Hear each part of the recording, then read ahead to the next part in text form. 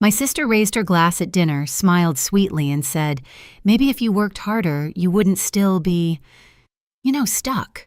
No whisper, no hesitation, just a clean slice through years of sacrifice.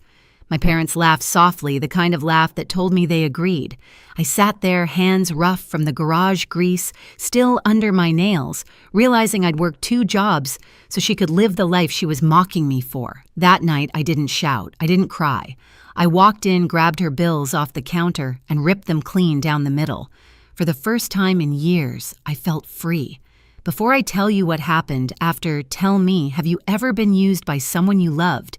And when it finally broke you, what did you do? People like to say family means unconditional love. But in my house, love always came with a receipt. I've been working 2 jobs since I was 23 days at the garage nights at a gas station off Burnside. Most mornings I smell like oil and burnt coffee before the sun's even up. I used to tell myself it was temporary, that the exhaustion meant something. Every hour I worked was supposed to buy my sister a future. Maddie was the bright one, the one everyone bragged about.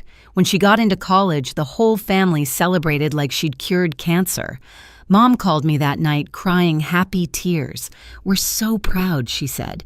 "You'll help her, won't you?" It wasn't a question, it never was. At first it felt good. I paid for her first semester's tuition, her textbooks, her rent. She sent a thank you text, "You're the best sis is." I reread that message so many times it almost became proof that I mattered. But gratitude fades fast when entitlement grows. Soon she stopped asking, she just sent bills. Tuition's due. My card got declined. The electric's late again. Every message started to sound like a command.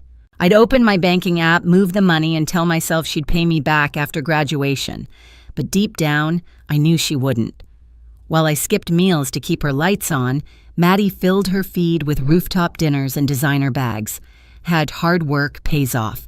The first time I saw that caption, I laughed out loud, the kind of laugh that hurts your throat. I showed Miguel, a coworker at the garage, one of her posts. "She doesn't appreciate you," he said, wiping sweat off his neck. "You're breaking your back for someone who's breaking your spirit." I told him he didn't understand. "She's my sister." He looked at me for a long moment, then said quietly, "Exactly." That night, I got home around midnight, dropped my boots by the door, and opened the envelope with her latest rent notice. The amount circled in red was higher than my monthly paycheck. My stomach twisted. I thought about how many oil changes it took to pay for her weekend brunches. I told myself I'd say something, set boundaries, but the next day came and I didn't. Instead, I wired the money again because that's what good sisters do, right? We hold the line until it breaks us. But something in me was starting to splinter. Every shift felt heavier, every dollar smaller. I could feel a storm building, quiet but steady under my skin. And the thing about storms is they always find their moment to break. It started small, the kind of moments you could almost excuse if you wanted to. Maddie called one night, her voice sugar sweet but clipped. "Hey, the landlord raised rent again. Can you cover it till next month?" I was in the garage, halfway under a pickup, my phone wedged between my shoulder and cheek. "Didn't I just pay last week?" She sighed like I was inconveniencing her. "Yeah, but this is different. I'll pay you back, promise." She never did. That's how it always went. The emergencies never stopped. They just changed names, textbooks, new laptop, car insurance, a little extra for groceries. I wanted to believe she was struggling, but each lie came dressed in designer clothes on her Instagram feed. Every post felt like a slap, cocktails on rooftop bars, weekend getaways. The caption, "Manifesting abundance." I didn't confront her. Not yet. I was raised to keep peace, not start fires. But the peace was starting to choke me. Miguel noticed first. "You look dead tired," he said during lunch break, handing me a bottle of water. "Just long hours." He tilted his head. "You still sending money to your sister?" I didn't answer. He didn't need me to. He shrugged. "Some people only love you as long as you're useful." That line stuck in my head for days. Then one Sunday, I called home. Mom answered cheerful as ever. "Maddie says you've been a bit short with her lately." "Short," I repeated. "I've been paying her rent, Mom." Mom's tone sharpened. "You know she's in college. You should be proud she's doing so well. She needs you." The guilt rolled over me like a wave. Somehow, even after everything, I still wanted her approval. But something cracked the night Maddie called about her study abroad plans. Paris, she said, like the word alone justified the price tag. It's a once-in-a-lifetime opportunity. You'll handle the payments, right? I froze. Maddie, I'm barely keeping up as it is. Oh, come on. It's not like you have other expenses. You don't even travel. That one hit harder than she knew. My silence stretched. She laughed nervously. Don't be so serious. You're the practical one. You always figure it out. When the call ended, I sat there staring at my grease-stained hands, the same hands that had paid her way through every dream she'd ever had. And suddenly I hated them, not because they were dirty, but because they'd built a life she used to look down on. I didn't know it yet, but that conversation was the beginning of the end. The night of the family dinner, I almost didn't go. Miguel told me not to. You already know how it's going to be, he said, tossing me a rag to wipe the oil off my hands. He was right, but guilt wins over instinct. It always does. When I walked into my parents' house, it smelled like rosemary chicken and something expensive like perfume that didn't belong to anyone who'd earned it. Maddie was home for the weekend, glowing with that new brand confidence people get when they've never had to worry about a bill. She hugged me like it was a performance tight enough for everyone to see, but hollow where it counted. Dinner started harmless. My dad asked about work. I kept it short. Mom asked if I'd been saving up for a house yet. I said, trying. Maddie rolled her eyes. You've been saying that for years. Then she turned to her phone, showing my parents photos of her trip with friends. Next stop, Paris, she said, like she was announcing her own coronation. Mom clapped her hands. Our little traveler. You'll help her, won't you, Helen? The words landed like a command, not a request. I swallowed hard. Maybe it's time Maddie got a job. That's when she looked right at me and smiled the kind of smile that cuts without drawing blood. Maybe if you worked harder, you wouldn't still be, stuck. The table went silent. Forks froze midair. My dad shifted uncomfortably. Mom stared at her plate. Nobody spoke. I stared at my sister, really seeing her for the first time, not as the girl I'd raised and protected, but as the woman who'd built her self-worth on my exhaustion. I forced a laugh, but it cracked halfway out. You're right, Maddie, I said quietly. I am stuck. But not for much longer. I finished my drink, stood, and placed my napkin neatly on the table. Dinner's on me tonight, I said. It's the last thing I'll ever pay for. Mom gasped softly. Maddie frowned, confused. I didn't explain.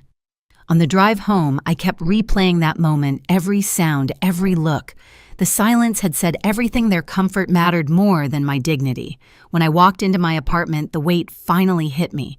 Years of double shifts, sleepless nights, and quiet resentment all pressing down at once.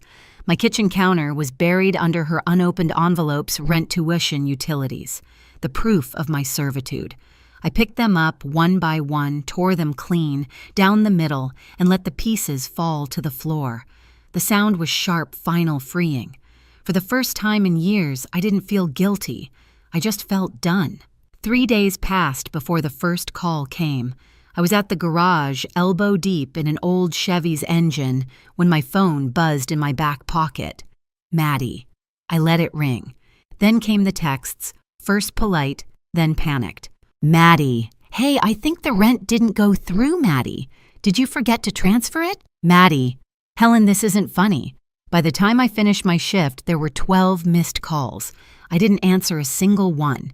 That evening, I sat on my couch, feet sore, the city lights leaking through the blinds. My phone lit up again. I finally picked up not because I owed her anything, but because I wanted to hear her voice when she realized the truth. Finally, she snapped. Why didn't you pay the rent? Because it's not my rent, I said simply. What? You can't just... Helen, I'll get kicked out. I leaned back, staring at the ceiling. Then you'd better learn how to pack. She gasped like I'd hit her. You're being cruel. No, I said calm. I'm being done. The line went dead. The next morning, Mom called. Her tone was icy. What's going on with you and your sister? Nothing, I said. That's the point. She's panicking, Helen. She says you've abandoned her. I haven't abandoned her, Mom. I've stopped funding her. You're being heartless. She's family. Family doesn't mean indentured servitude. Mom went silent. I could hear Dad in the background muttering, we always knew she'd turn selfish. I hung up before the words could land. By the end of the week, Maddie's desperation had turned theatrical. She showed up at my apartment door without warning, mascara streaked hair undone, clutching her phone like a weapon. "You can't just cut me off," she said the second I opened the door. "I just did. You don't understand. I have bills, classes, a lease." I folded my arms. "You have responsibilities. That's new for you." Her lip trembled. "I can't move back home, Helen. Mom and Dad can't afford it. That's not my problem anymore." Her voice cracked. "You're supposed to help family." "I did," I said quietly. "For years. You just never noticed." For a long second we stood there, neither of us moving. I could see her pride fighting with panic. Then like a switch, her eyes hardened. "You think you're better than me?" she hissed. "You'll regret this." Maybe I said closing the door, but at least I'll sleep tonight. That night the messages started again, but not to me. Maddie had gone public, her social feed filled with vague posts. Sometimes the people closest to you turn out to be the coldest. Betrayal hits hardest when it's family. Mutual friends reached out. Some asked what happened. Others sent screenshots of her new GoFundMe link captioned, "Blindsided by betrayal trying to get back on my feet." I laughed so hard I nearly cried, but the laughter faded when my Aunt Teresa called. "Helen, what's all this online about you cutting Maddie off? Everyone's talking." I sighed. "Let them. I've got nothing to hide." Teresa hesitated.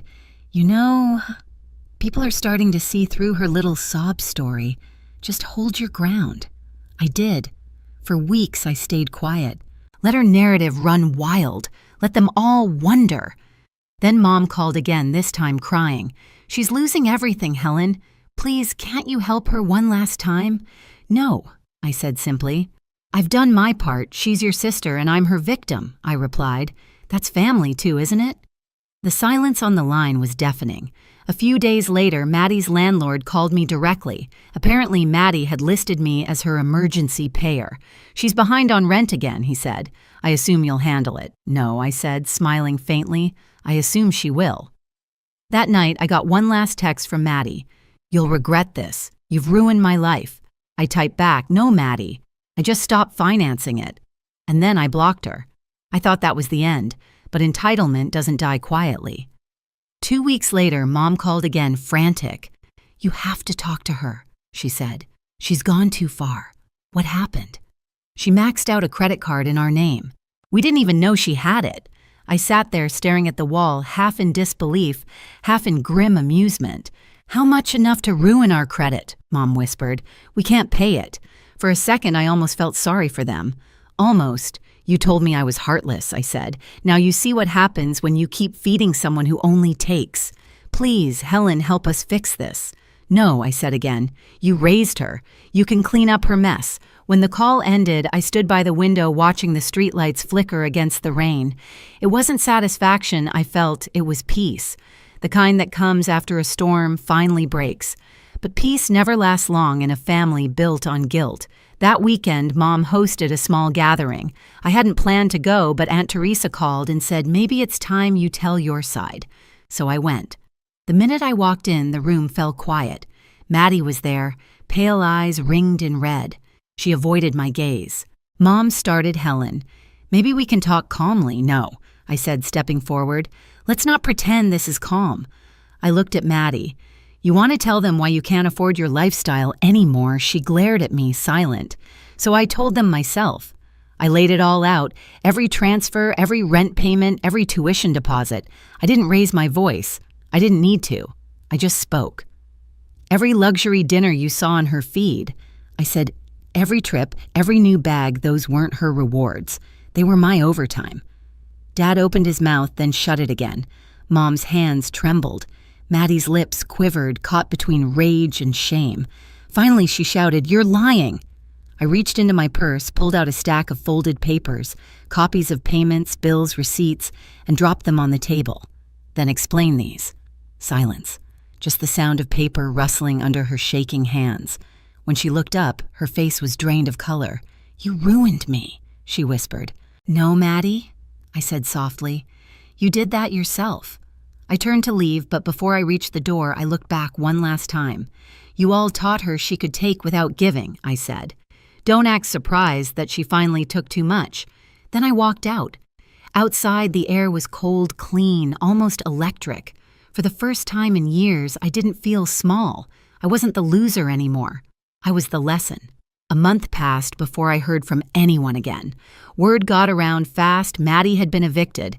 She'd moved back into my parents' house, dragging her suitcases and shame through the same front door she used to brag about never needing again. Mom stopped posting family photos. Dad avoided my calls. The silence told me everything. Miguel asked one night while we were closing up the shop, "You ever think about talking to them again?" I shook my head. "I already did. They just didn't listen." I went home, sat by the window, and looked at my hands, still rough, still stained, but steady now. For the first time, they were working for me. Maddie could twist stories, Mom could guilt trip, Dad could ignore, but none of that mattered anymore. The weight I'd carried for years was finally gone. I didn't win a fight. I just walked away from one I should have never been in. I used to believe family meant sacrifice. Now I know it means responsibility, especially to yourself. Some people will call you selfish the moment you stop letting them drain you. Let them. Peace is louder than their guilt. I spent years mistaking sacrifice for love, thinking that bleeding for others proved my worth. It didn't. Setting boundaries did. My sister still blames me for her downfall. My parents still whisper that I changed. Maybe I did because this time I chose myself. If you've ever been the one holding everything together while they took you for granted, I see you. Tell me, what was the moment you finally let go? And if this story hit home, stay a while. There's more to tell.